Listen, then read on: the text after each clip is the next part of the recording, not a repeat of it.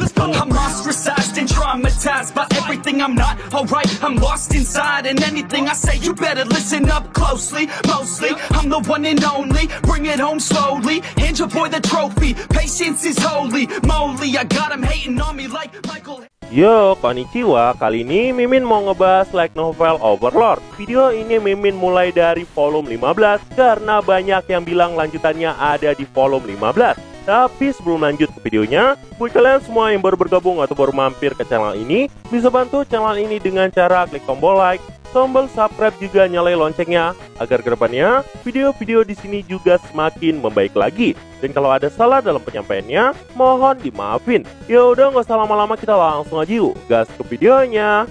Cerita dimulai. Di awal cerita, terlihatlah pemimpin dari selain teokrasi. Dia bernama Pontifex Maximus. Dan saat ini selain teokrasi lagi ngadain sebuah rapat. Rapat itu diisi oleh petinggi si kardinal. Kemudian ada lembaga-lembaga petinggi negara. Dan ada komandan tertinggi yang dikenal sebagai Grand Marshal. Dan saat ini, semua orang dengan otoritas tertinggi di negara teokrasi telah berkumpul dalam rapat ini. Dulunya, ketika mereka lagi ngadain pertemuan, gak pernah sekalipun ada pertemuan yang serius. Bahkan biasanya mereka masih bisa bercanda di sana. Tapi saat ini, semua orang yang ada di sana terdiam. Itu karena topik yang akan mereka bahas sangat berbahaya dan bisa mengguncangkan masa depan negara teokrasi. Topik itu tentang Sorcerer Kingdom yang telah menginvasi kerajaan Kingdom. Dan kejadian ini mulai membuat semua orang yang ada di sana sangat paham. Sorcerer Kingdom adalah negara yang sangat menakutkan. Dan karena itu, para petinggi selain teokrasi mengadakan rapat untuk menentukan nasib mereka. Karena Kingdom udah dipastikan telah jatuh. Para petinggi teokrasi pun berniat merekrut para petualang dengan tujuan untuk memperkuat kekuatan tempur mereka. Bahkan saat ini, Kardinal Raymond juga mengatakan telah merekrut mereka. Tapi di sini Direktur Riset berkata, bukankah merugikan bagi kita membiarkan Sorcerer mengambil item magic dari Kingdom? Itu karena ada beberapa item magic yang sangat penting di sana. Contohnya, Amulet of Immortality, Guardian Armor, Gauntlet of Vitality, dan Razor Edge. Tapi tetap aja, teokrasi nggak bisa asal-asalan ngirim personel ke sana. Karena jumlah pasukan yang bisa mereka kirim juga sangat terbatas. Gak cuma itu aja, fakta mengerikan juga terungkap. Ada beberapa orang mereka yang bahkan gak bisa keluar hidup-hidup dari Kingdom. Itu karena penyerbuan dari Sorcerer yang sangat mengerikan.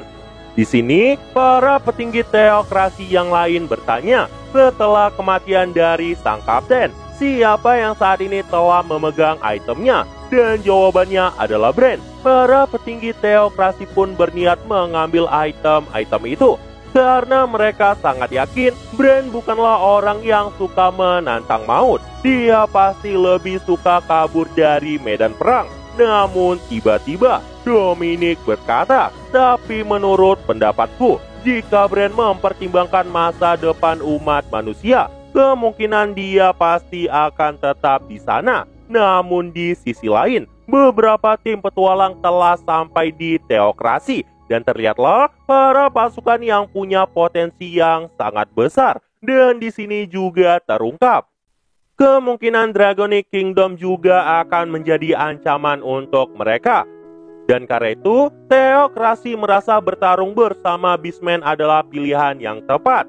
Karena dari yang mereka tahu, Dragonic Kingdom telah membangun hubungan diplomatis dengan kerajaan Sorcerer. Bahkan Dragonic Kingdom telah banyak membeli item magic dari mereka. Dan jika ini terus dibiarin, peran teokrasi dalam Dragonic Kingdom akan berkurang, sedangkan peran Sorcerer Kingdom akan mendominasi. Jika seandainya petualang yang teokrasi ambil dari Kingdom berteleportasi ke tempat di luar pengawasan, kemungkinan mereka juga bisa menyebarkan berita Sorcerer yang menghancurkan Kingdom. Tapi ada kasus yang sangat berbahaya. Itu juga bisa menampilkan rahasia dari teokrasi pada Sorcerer. Tapi salah satu petinggi malah berkata, itu bukan masalah untuk mereka. Namun petinggi yang lain juga berkata, tentu saja itu masalah. Itu karena jika Sorcerer Kingdom tahu mereka lagi merekrut Magicaster, mungkin mereka akan mengantisipasi penyerangan dari negara lain.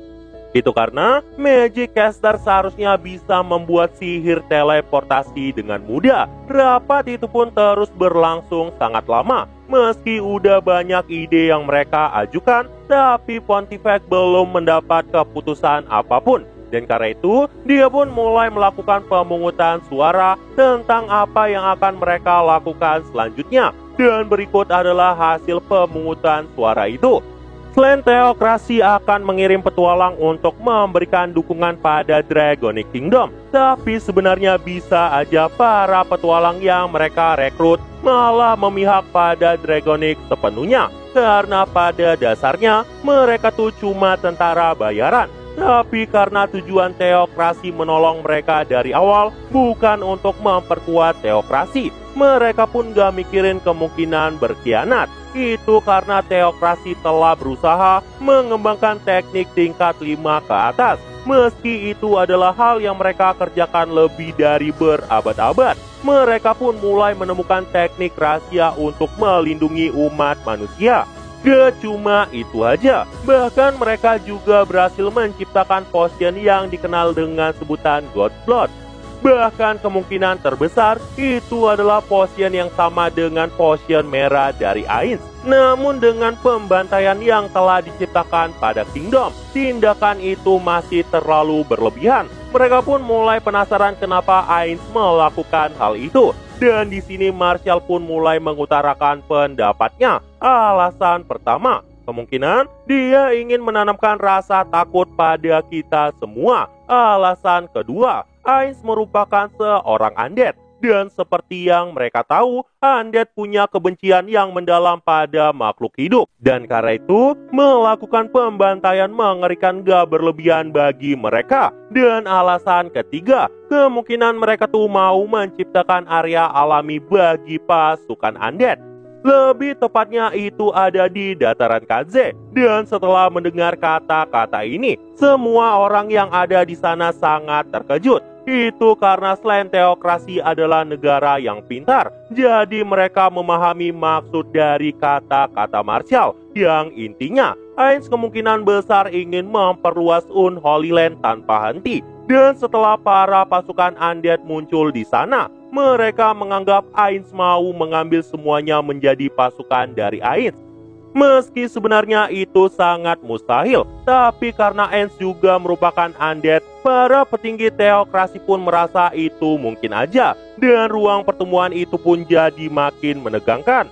Semua anggota yang ada di sana mulai membandingkan negara teokrasi dengan militer dari Sorcerer Kingdom. Tapi mereka semua juga sadar, dengan melihat apa yang terjadi pada Kingdom sebelumnya, mereka nggak bakal punya kekuatan untuk melawan Sorcerer. Karena kekuatan dari Sorcerer sangat menyeramkan. Itu bukan hal yang bisa mereka hadapi. Bahkan jika seandainya teokrasi melepas kartu andalan mereka, itu masih mustahil sekalipun Black Scripture dilepaskan. Itu karena kekuatan sebenarnya dari kerajaan Ainz masih belum diketahui. Karena setiap kali teokrasi menyelidiki kerajaan itu, mereka semakin dibikin putus asa. Bahkan untuk bala bantuan mungkin gak bakal pernah dikirim kepada negara teokrasi. Kecuali jika seandainya Platinum Dragonlord mau membantu mereka. Dengan kata lain, teokrasi juga harus menjalin kerjasama